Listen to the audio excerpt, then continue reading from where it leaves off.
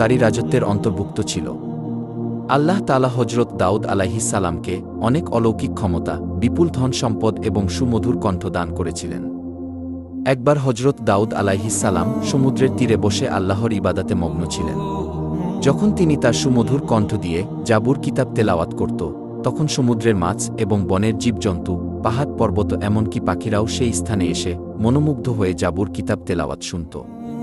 হজরত দাউদ আলাইহিস সালামের সুমধুর কণ্ঠের তেলাওয়াতের আওয়াজ ৪০ মাইল পর্যন্ত পৌঁছাত। সেই যুগে সমুদ্র তীরবর্তী স্থানে একদল বনি ইসরায়েলের লোক বসবাস করত, তাদের পেশা ছিল মাছ ধরা। তারা সমুদ্র থেকে প্রতিদিন মাছ ধরে জীবিকা নির্বাহ করত।